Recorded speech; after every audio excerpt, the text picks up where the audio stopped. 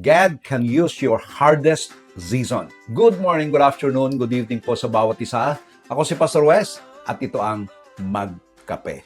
May season ba sa buhay mo na tinatanong mo, Lord, bakit kailangan ko pang pagdaanan yung mga ito?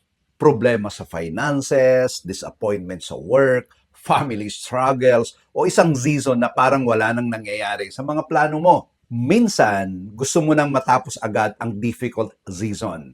Pero, God can work in us even while the situation is still difficult.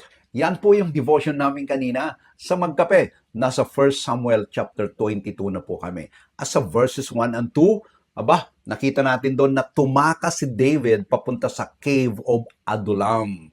At doon nagtipon sa kanya ang mga taong distressed, yung mga maraming utang, yung mga nahihirapan sa lipunan, and David became their leader. Ang cave, ito yung nire-represent yung hardship ng buhay. Think about that. Anointed na si David to become king, but instead of a palace, nasa cave siya, nasa hardship siya. Hindi ibig sabihin na ang ating pong Panginoon ang cause ng every painful thing David experienced. Saul, maalala natin siya, was responsible for his sinful actions. But in God's sovereignty, even this difficult season became part of David's preparation.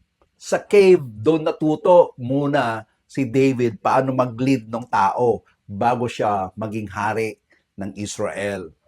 Sa James chapter 1 verse 3 and 4, trials can produce steadfastness. This suggests that we remain faithful under pressure.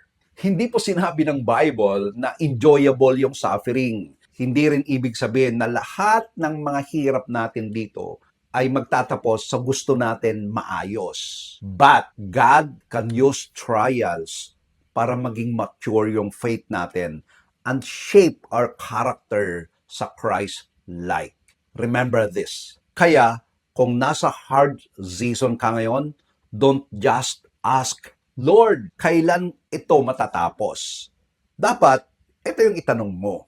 Lord, paano ako maging faithful habang nandito ako sa season na ito? Alam niyo kung bakit? Because even in a season you never wanted, God loves you. Remain faithful.